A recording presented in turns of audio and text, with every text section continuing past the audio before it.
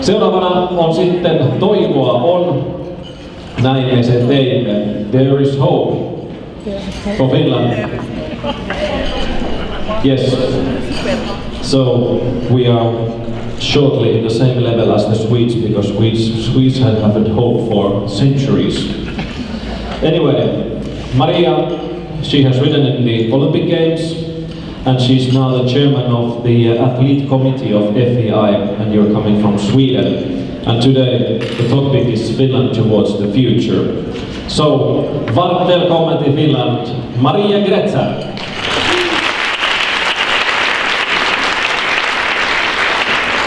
So nice to see you, and I'll hand out this to you. Thank you. I'm very honored to be here. I have been working professional in exactly 45, bit more than 45 years with horses full time. Of course, I have different, what do you say in English, different legs to stand on. So my company is doing mostly today training. I still ride a little bit, just young horses, developing young horses up to a level that I can hopefully sell some of them. But my main work is training athletes today. I've been riding lots of championships, 3 Olympics. I've been chef d'équipe, 1 Olympic, and trainer, 2 Olympics. And now I will go to Tokyo again, but as radio expert commentating dressage and jumping. A little bit the dressage riders are not always so pleased with it, but we can only afford 1 expert, so they have to take it. So I've done that for a few years. It's very generous here when you come. I started with a wonderful lunch, and it was very good. I like the sweets after. It was a nice cake and some good Finnish sweets. And then I was trying to listen at the first 50 minutes talk here. Marco helped me translate a little bit. And then we have a coffee break with lots of eating again. I can just say, if there's any riders in here, I hope you train a bit more than you eat. Okay, just a joke. I want to start a little bit as a trainer. I always try to start with saying some positive things, which I didn't do now with the remark about eating. But I looked a little bit, I interviewed Marco a little bit the other day. Marco Söderberg, we live quite close to each other. To start to look at what Finland has and Finnish riders, and which is very, very good. Benefits, like you have here, is that you do have a good basic knowledge. We can see here you have your 100 years federation celebrating. You have a very good, strong background. You have had success in all 3 Olympics disciplines during the years. And one of your riders and trainers that has made my success is Kyra Kyrklund. I was very happy to have her in Sweden, in South Sweden, in Flyinge for many years. And I can tell you, my first Olympic horse, Marco Will, who had a big mare with a lot of energy. Talking welfare of the horse, I can tell you she did all her life go all the big things without spurs, without whip. It was just for me to keep as calm as possible. Just for, if we have some time, I hope, it will not be too long, but just to tell you my first lesson with Kyra in Flyinge many years ago. It was quite expensive to take a private lesson for Kyra at that time, and I was struggling to get everything together, but I knew that Kyra, she's the person who has the knowledge and the key to help me. I was there for riding with Kyra for 50 minutes, walk and stop. Walk and stop. We didn't trot one step, we didn't canter one step. And then I paid my lesson and Kira said, same procedure next week. But I believed in it, and I'm so happy now. Also, when I was older now, working in Flyinge, I could again with my young horses take some part of Kira's knowledge, and she is just amazing, and you should be so proud to have her so close to you, and take care as long as you can. And we have another picture here. No jumping riders. Jumping riders was a little bit difficult because you have quite a few good ones during the years, and I thought I better take none then, because then I take one and the other one is a bit upset. And so we have Pia Panzer here. Also, Pia and Kira is the ones who they both take medals in their disciplines, and I think also both of them. We were talking here before we started that in our sport you need a lot of money. Horses are expensive, traveling is expensive. And I said a little bit, if you look at the riders who reach the top, who take the medals, it's not the one who had the most money from the beginning, that's for sure. Kira didn't have a lot of money to start with. Pia Panzer didn't have a lot of money to start with. I didn't have any money to start with. Rolf-Göran Bengtsson didn't have any money to start with. Yeah, you can go on and on. We can have today, we can have another picture of him, and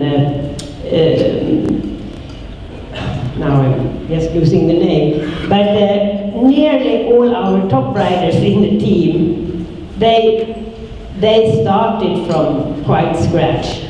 I think, and what you have in Sweden, and what you have in Finland, you have a very, very strong drive and willing, and you're not giving up so easy. I know so many Swedish young riders Finnish young riders come to Sweden, and they're really, really hard worker, and they are really prepared to work hard, and that's what you need. That and a little bit of talent, and believe in your goals. That's what you need. So, benefits that Finland has. Yeah, we have one rider, jumping rider, that has been in the Olympics, 12th place, if I wasn't wrong, at Moscow Olympic, and that was 1980. You haven't had one Finnish jumping rider in the Olympics since then. Why? I think it's possible. You must believe that it's possible because you have knowledge and you have willing people. And also, I spoke with Marco, he said the 80s, and I can remember that, the Finnish show jumpers had a good era. Both with the seniors, they had teams sending out, placed with the teams, maybe not at the biggest championships, but still around Europe. The juniors were quite good. They even beat the Swedish in the Nordic championships. And that's a question we're coming to later. So you have done it. It's just a wonder of why it didn't go like this. A little bit go like that, but we come to that later. But I just want to be proud that you have done it. I know Finland is a bit far away, but Sweden is also far away if you're considering, being down in South Europe and going to all the big shows. So it is possible. You have very good horse shows. I know I should also mention Olympia. I haven't been there to show. I was there the first time with Pavey. I met her today. And for 2 years ago, and I was impressed. You have a big place where you can get people together, you can go do good training. You have Helsinki International Horse Show, which is really a name in the whole world. I think everyone knows it. And why is that good? Why is it good to have an international horse show? I think it means a lot. I think it means you can see the top riders close. You can have dreams to be there one day. You can meet people, maybe there to talk some of the people. You can see a lot, and you can, it's also a place, a platform to make new things happen. So I think you should think of that. Helsinki Horse Show is still going on every year now since '85. It's fantastic, and I'm sure it's developing all the time. You should think of what can you do more than having the classes, having the international riders. You can maybe do something there to find new sponsors for your younger riders, to find new interesting people, invite some people that has nothing to do with horses and explain our sport. It's a lot of things that you should be proud of your fantastic horse show. You should be happy to have Tom Bodin as a really driving on man and been doing this since many, many years. I will say that Tom is a good friend of mine, and I know he's a little bit like Sweden's Jana Vannius. They are not super popular by all people because they're so strong and they really go for it. And Jana Vannius and Tom Bodin, they also have a nice fight between themselves. Who is doing the best job in their horse show? And this nice fight is super good because that makes them, even if they are quite old now, it makes them wanting to do better and better. You can't imagine, I meet Jana every week when he's home. Now he's in the States most of the time. But my God, he's quite old, but he's so driven to do better and better and better. And I'm sure when I meet Tom, it's the same. And you know, that I think you should be proud of. You should be, even if you are not the best fan of a man like Tom, some maybe are the best fan of him, some not. But think how much he's done for the sport. And think how can you involve people like that.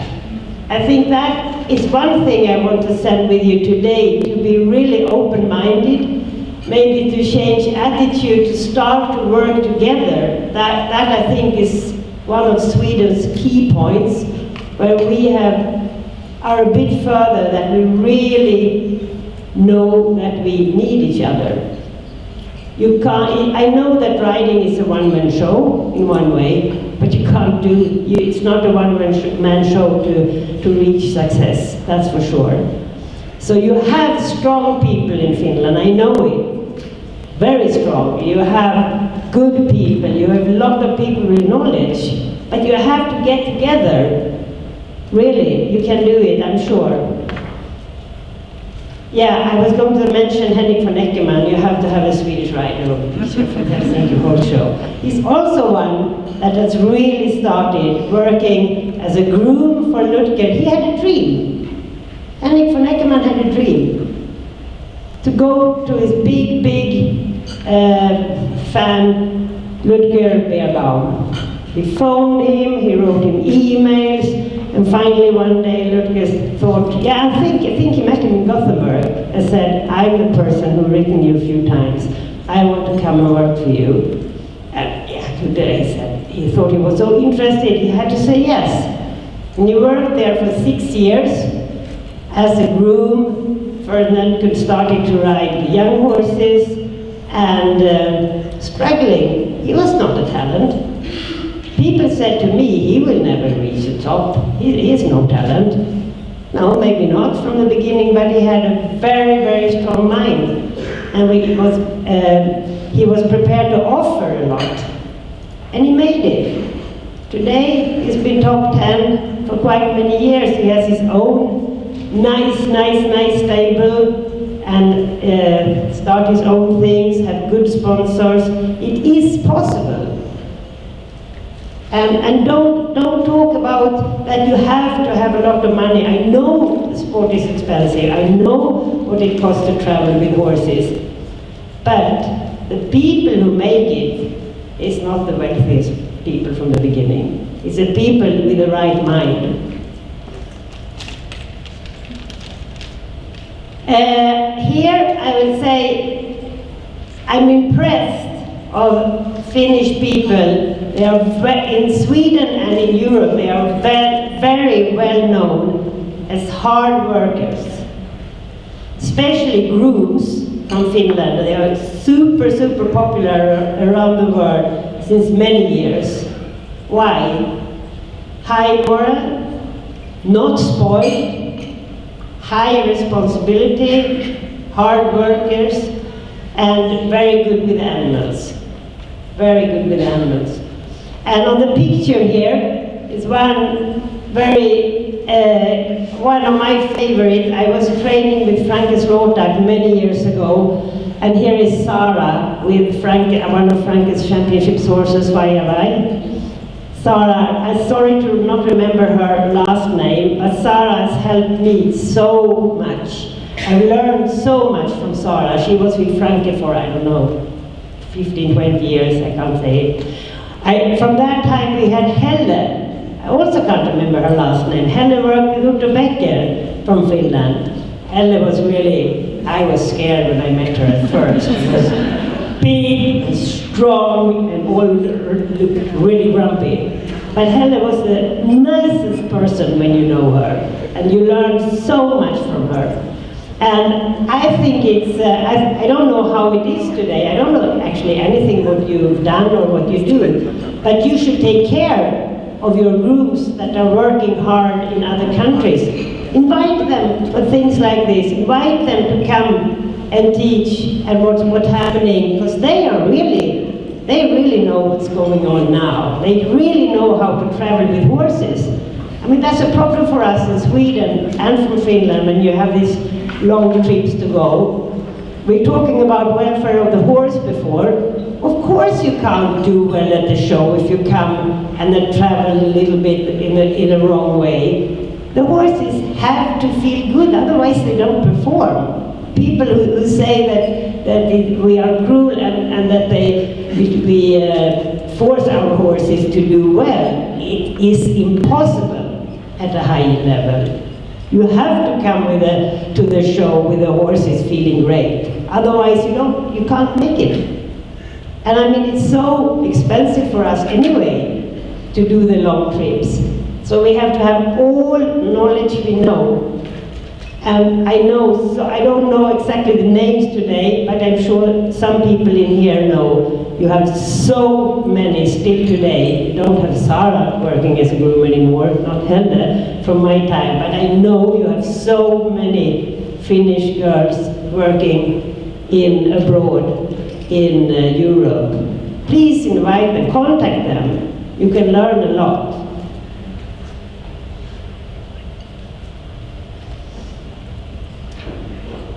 Okay, now over to what is good in Sweden. Yeah, lots of things good in Sweden. I think we have quite a high standard on our national shows. I have no idea about how it is in Finland, but very good national shows, especially in South Sweden and up to Stockholm area. And that of course make it so we can have quite a high quality and we can compete among each other at home without traveling too far. And we have, as I say, the international shows that have really been for many years. Gothenburg Horse Show coming up soon, Falsterbo Horse Show in the summer, amazing. The Stockholm International Horse Show, which was before in the Globe and now in France. 3 little bit different types of shows, but where people can meet, they can see the best riding, most of the time dressage and jumping, and do a lot of other things that make the sport develop. Meetings, come together, new ideas, and yeah, since last year we also have the Global Champions Tour. I haven't even really mentioned the names of some international 3 days event, or nowadays 1 or 2 days eventing, international dressage shows, but it's just to show that this is important. It's really important for the developing that we have these places and can see good riding. We have many riders of all age categories, ponies, children, junior, young riders, great competition between the riders. I think as more as they have to fight to be better, you know, so that if there are only two, yeah, they can go all the time. It's good if there is a fight to really be able to get to that team competition or whatever. So, and that's a thing of having good shows in your home country. I think we have good management from our federation, the Swedish Federation, and I'm sure you have in Finland as well. It can always be better, but I was, as Marco now is sitting in the Swedish Federation, and I've done it for I think 8 years, quite a long time ago, and you get quite fed up by hearing a lot, oh, that bloody federation, they do nothing, and they're so slow, and they don't think, and la la la. Yes, a lot of bad things. Now I'm sitting in FEI, the International Federation. What do I hear every week and read in internet? FEI do nothing, and they do, oh, they're bad, and they miss that, and don't they see that, and really, it's 100 people working up there, and they do nothing. I can tell you, they do a lot. I can tell you, the Swedish Federation, you work a lot. And I'm sure in the Finnish Federation, otherwise you wouldn't be here today, that you really want to proceed. So please, again, try to work together. Don't just throughout these words that they do nothing and they are not good enough and it's the wrong people. Do something. Maybe go there and have ideas and work something yourself. And as long as you are a member of some club in the federation, you are also the federation. And I tell you, when you work hard for the federation or the FEI, you're really fed up with reading and hearing this stuff that you're doing nothing. That is really a thing that puts you down, not to raise you. So please come with ideas. And tell the people who try to do a good work at least that they at least you think they try, and come with ideas how they should be better, not complaining that they are awfully bad, because I'm really fed up with that kind of discussions, because that doesn't make anything better. That's one thing very important thing to remember. We have in Sweden, I think, really learned the importance of collaboration, to work together, as I said. And we had a lot of help from Swedish Olympiakomitean, that since my first Olympics in Barcelona, we were at that time we were never invited. I didn't even hardly know who we were. But after, I didn't get a medal, but we had a bad Olympics in all sports at that year. So my little 6th place there was something really famous or happy, good thing at the end. And after that, Swedish riding was suddenly invited to all these courses and coaching courses, and to the whole system. And since then, we qualified nearly every year's team in all 3 disciplines in the Olympics. And when you are qualified, then you get a lot of help from the Swedish Olympic Committee. And there you learn also to work over the borders with other sports. And you learn a lot that if you can't work as a team, it's really, you can stay home. Because it's so important to get, the team can really lift you, and also that the coaches work as a team. You know, open-minded really makes you stronger. So I think I think Finland can do a lot that hasn't had so many teams out for many years. That it's nice to have good individuals, but to work together and be, when a team comes to a show and you have really good spirit in the team, out of that comes the medals for the individuals. So that's really also one thing that I wanted to send with you today. And for that, to do that, maybe you have to think, what have you done before? I don't know. I didn't only interview Marco for 40 minutes. I don't know everything. But I'm sure that if you after today want to start something new, want to change, that many of you, maybe all of you in one or another way, have to change attitude. Be more open-minded. Look after positive things where you can grab in and how can you work together. That is more important than all money in the world. I know we need the money, but that's really very, very important.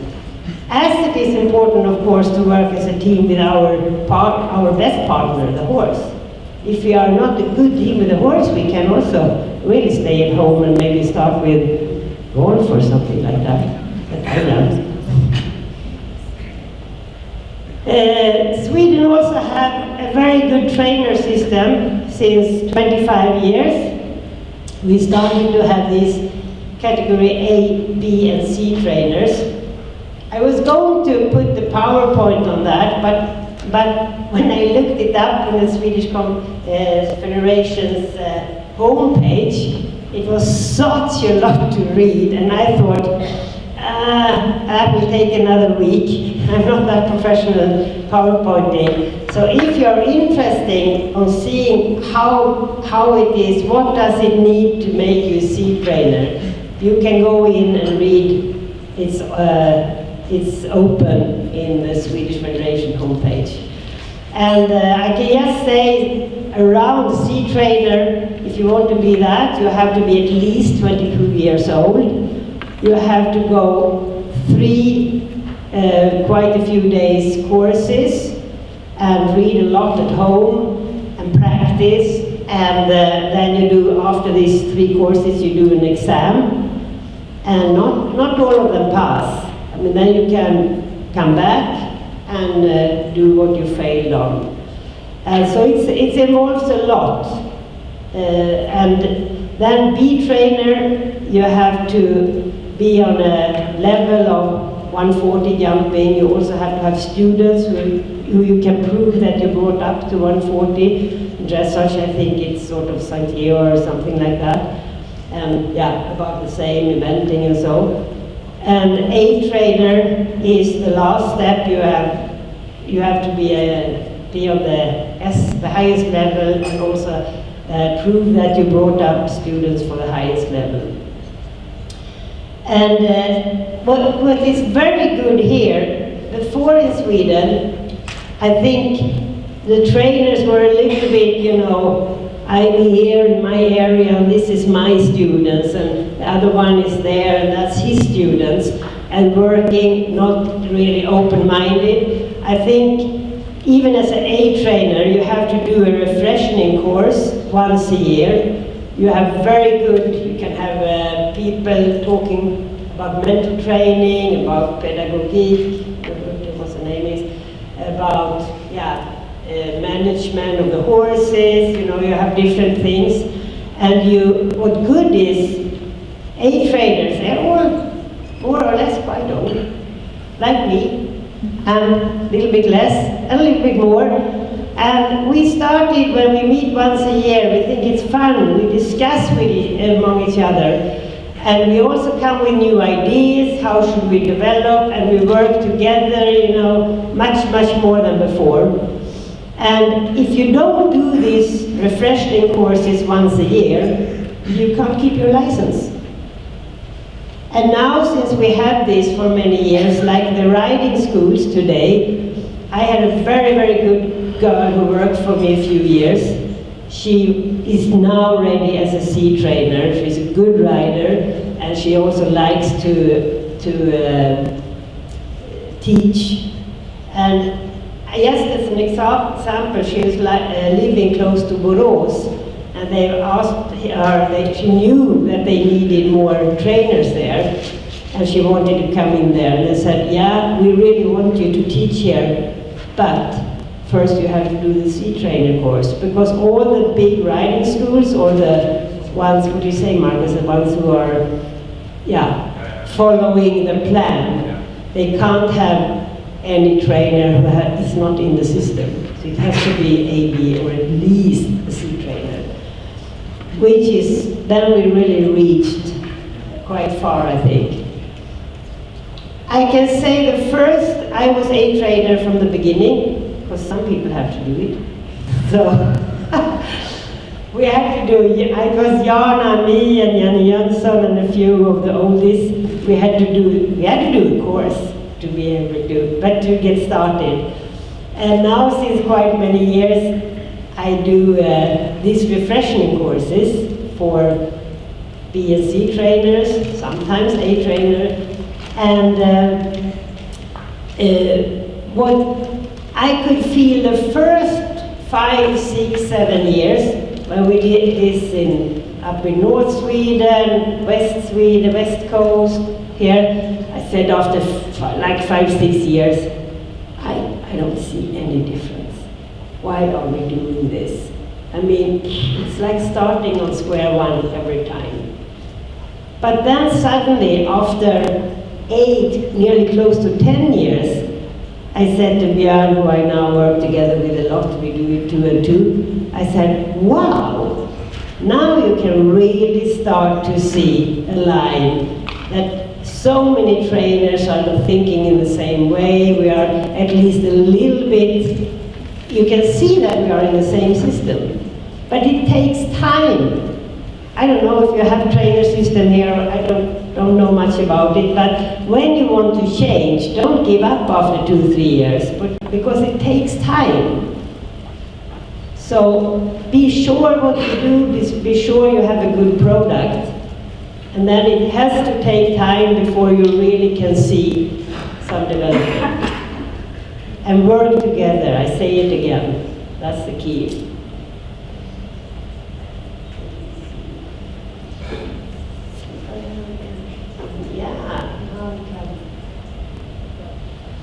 This is one thing that is maybe it's hard for Finland. You're a little bit more up north here, and Sweden has have really been successful with this breeding.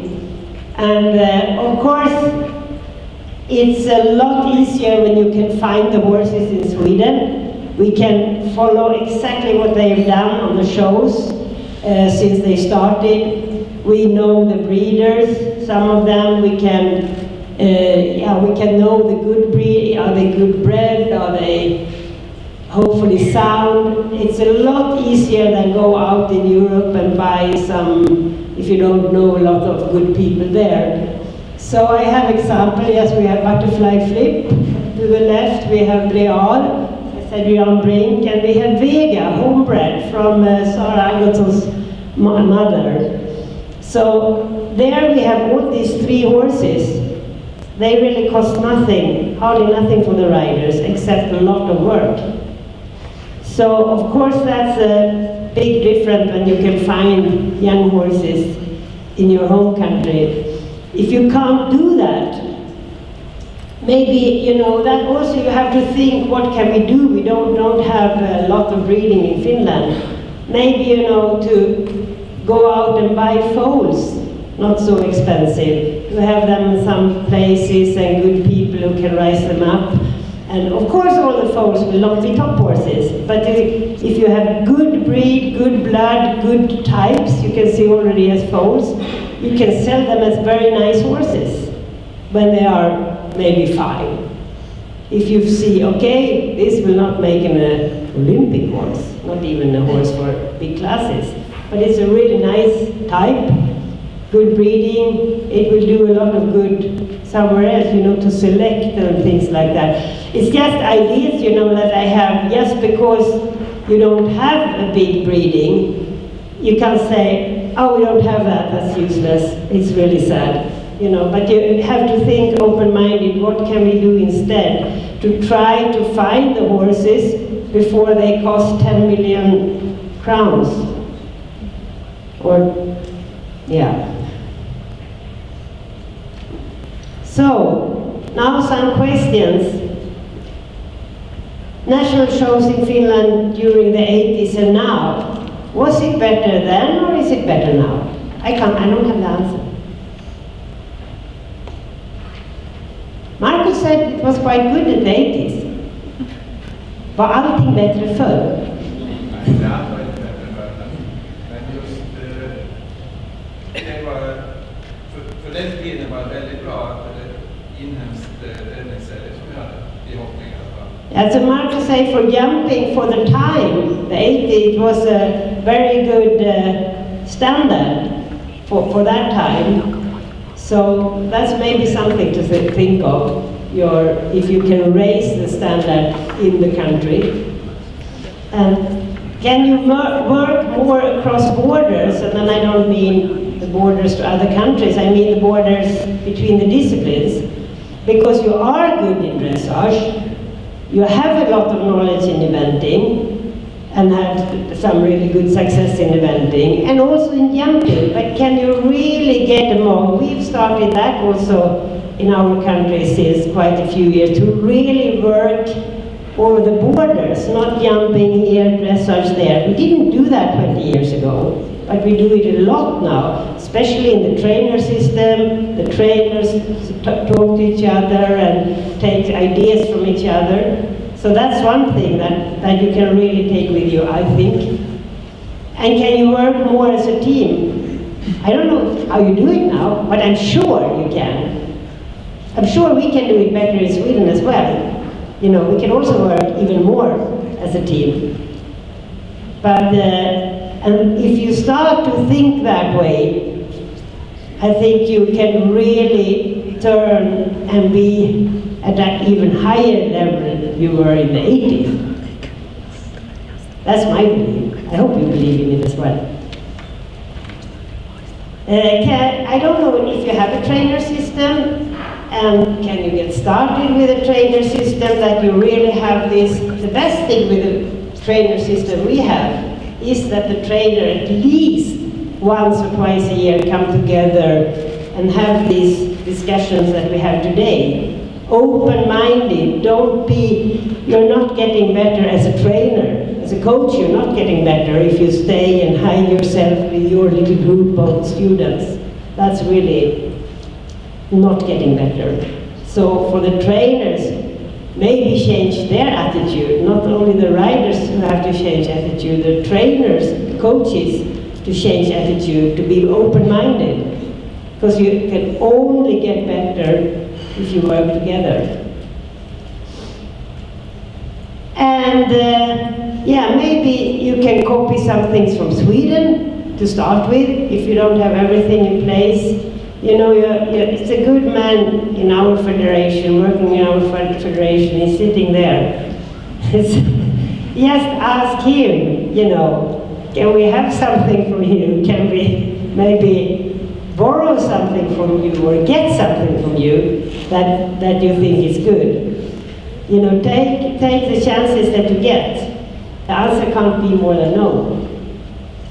So, and also a question, breeding or buying very young horses, because we know we can't afford, maybe you have one or two riders who have a sponsor can afford, but normally we cannot afford to buy the horses even when they start to go fantastic in 140. It's already too late. It's already too late. So maybe I've just been throwing out things. Maybe the garbage you can just throw away. But I hope that I made some new thoughts and that I make you create some new discussions. And now I've been talking quite long, so if you have questions to me, I'm here another half hour and then I fly home. But if you have any questions, more that you want to know, maybe I can't answer, maybe I can. So take the chance now.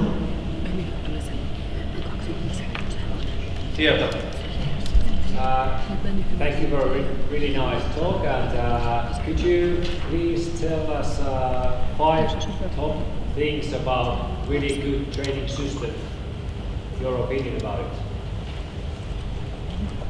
5 top things what makes training system really good. What it needs to happen. Yeah, I think, as I said, the best thing is with our system that they have to do these refreshing courses every year so that they really follow the sport.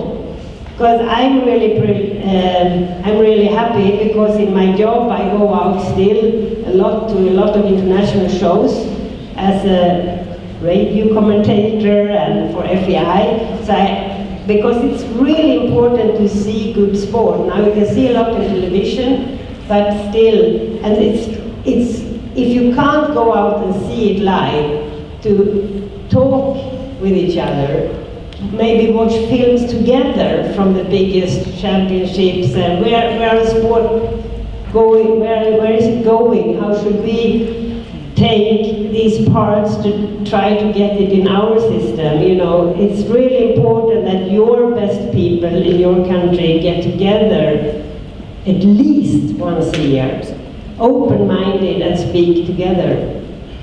And in the system also, I think it has to be the most important thing is the flat work. And that, you have Kira, so what's the problem?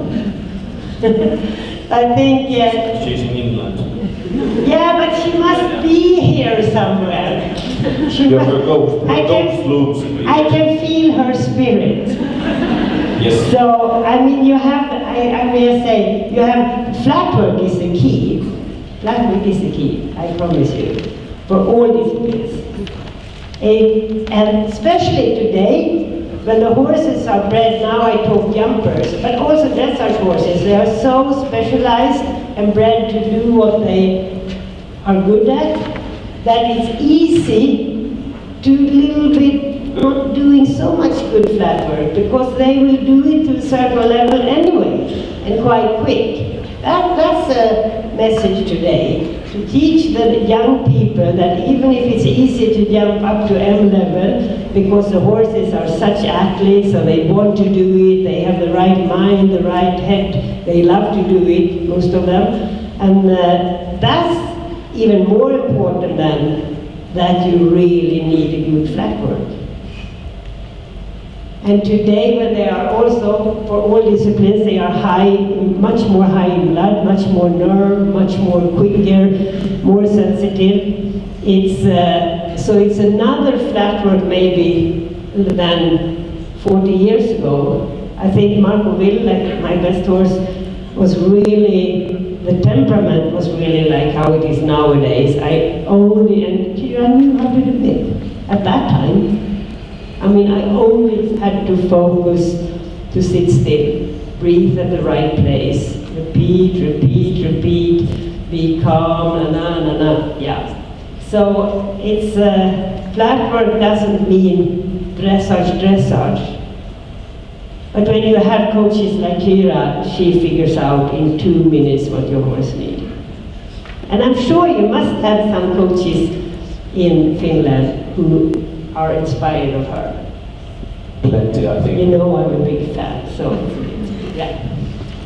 And then another thing that Marcus said you had quite good in place is of course the seat, the balance, the fitness of the riders, but Marcus said these things good, most of the time quite good, how they sit and how they work, that you also you have the knowledge and you have it quite good in place.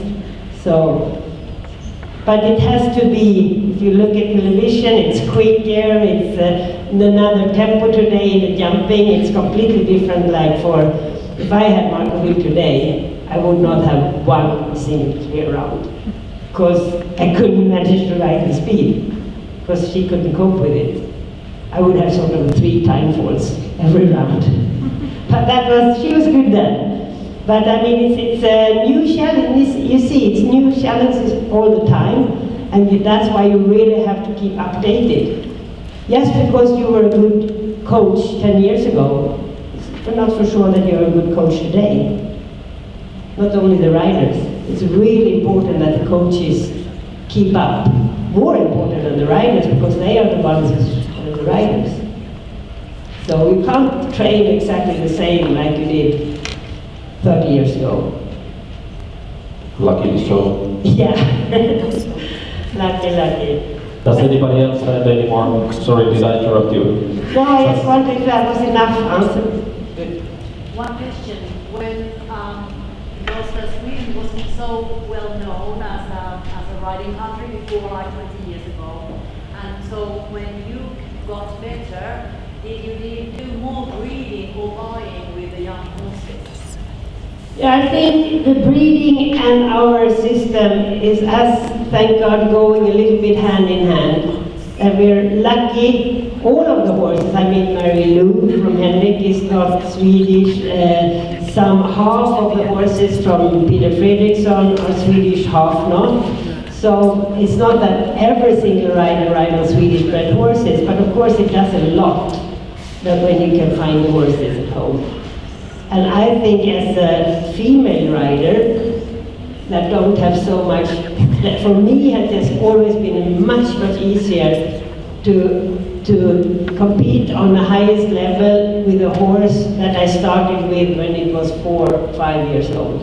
Because I grew up together with it, and I don't have to use so much strength or anything. I just think, and they, most of the time, do what I want.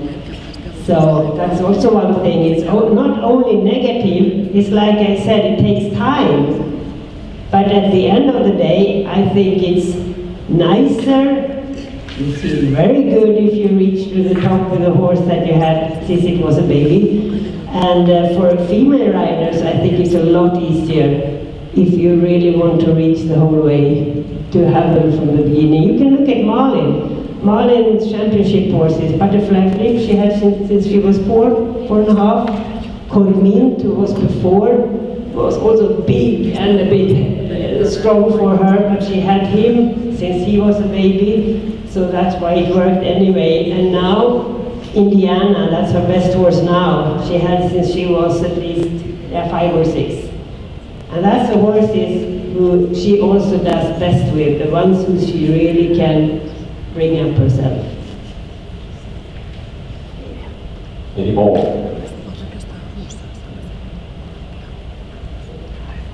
I think you said it all. Okay. I hope I inspire you to believe that your country for sure will go in that direction. And I'm sure if you work as a team, open-minded, and good luck. Kiitoksia. Tack så mycket.